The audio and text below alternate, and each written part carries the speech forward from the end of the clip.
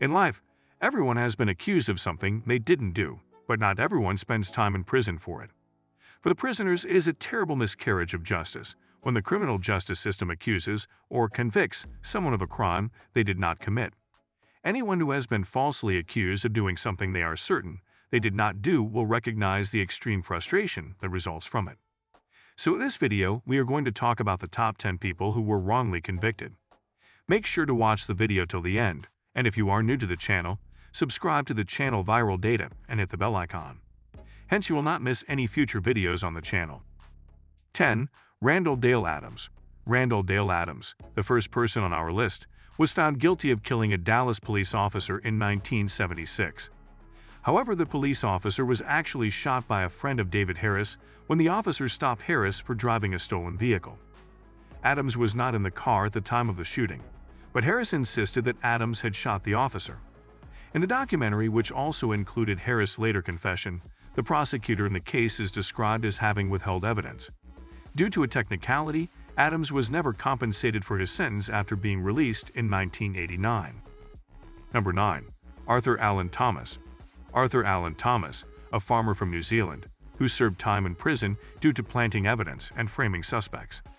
In 1971, police helped to lead his conviction for 2 murders which he did not commit.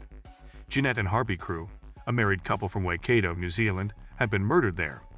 The police had hidden a bullet from Thomas's rifle in the couple's garden. It was later discovered. Thomas actually received 2 convictions for the same offense after losing an appeal. Finally, a royal commission exposed the questionable tactics used by the police during the investigation, including, according to Thomas, using information he provided to them against him. Although Thomas has been out of prison for more than 3 decades, his family is still looking for justice by filing claims against the at-fault police officers. That's obviously not really possible at this point, because the 2 men who created the false evidence are both deceased. Number 8. Stephen Avery. When Stephen Avery was arrested in 1985 for the brutal sexual assault of Penny Bjornson, he had already served time in prison for burglary and animal cruelty. No one would have described Stephen Avery as an upright citizen. Avery ultimately received an 18-year sentence for that offense, but was freed in 2003 thanks to DNA evidence. Avery also sued those he found accountable for $36 million as a result of this case, which prompted the Wisconsin state legislature to pass a law to help prevent erroneous convictions. Unfortunately, Avery was arrested for the murder of photographer Teresa Halbach before that lawsuit could be resolved. This crime served as the inspiration for the contentious Netflix documentary Making a Murderer, which debuted in 2015. Avery insists once more that he is innocent. Number 7. Dewey Bozzella. Bozzella was detained in 1977 on suspicion of killing a 92-year-old woman, but the case was later dropped for want of proof. The former boxer was later detained again in 1983 and charged with the murder thanks to information from 2 ex-convicts.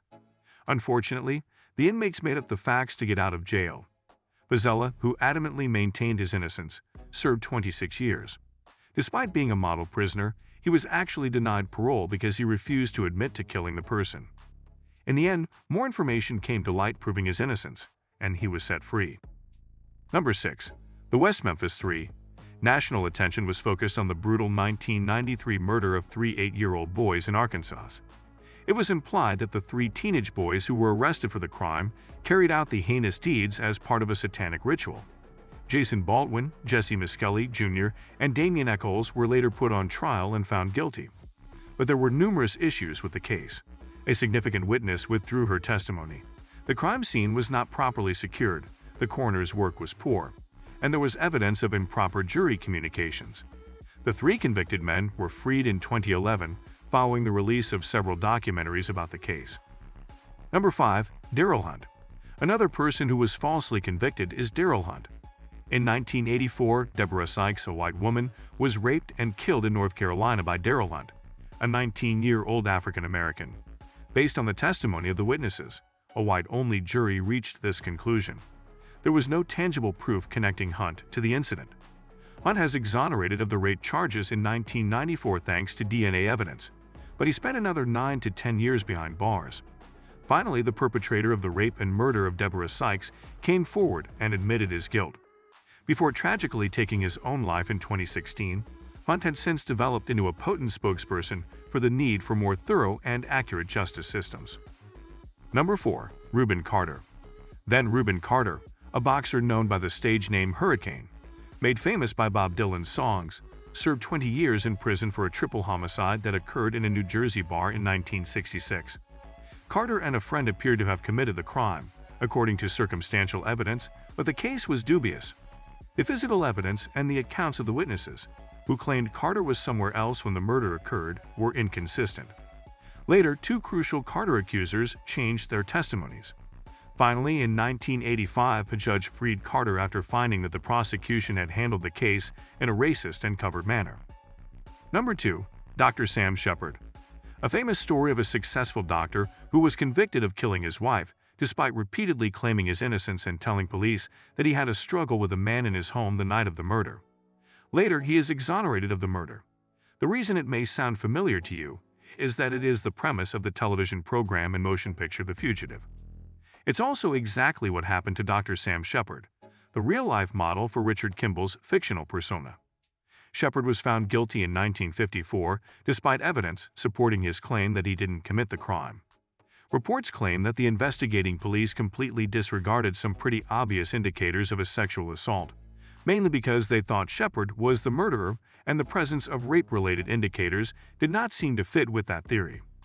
Additionally, blood that did not belong to Shepard, his wife, or their children was discovered in the house. Shepard was ultimately found not guilty in 1966, but the ordeal had left him emotionally and financially nearly destroyed. He passed away 4 years later from liver disease. Number 1. Jerry Colin. Lastly, in 1974, the Guildford Four's conviction rekindled interest in the British-Irish conflict. 3 Irishmen, including Jerry Colin, were found guilty of bombing a pub in Guildford, England, along with an English woman. In addition, Colin's father and other family members were wrongfully imprisoned for participating in the scheme. Colin insisted that he had been coerced into a confession through torture. Later, when it was also discovered that the police had withheld crucial evidence, this was confirmed. Colin, who had been wrongfully imprisoned, was freed after 14 years. In the Name of the Father, a film starring Daniel Day-Lewis, his story was dramatized. That's all for today's video, guys. What do you think about the video? Tell us your views in the comment section. Thank you very much for taking the time to watch this video. See you in the next video. Until then, bye, and have a good day.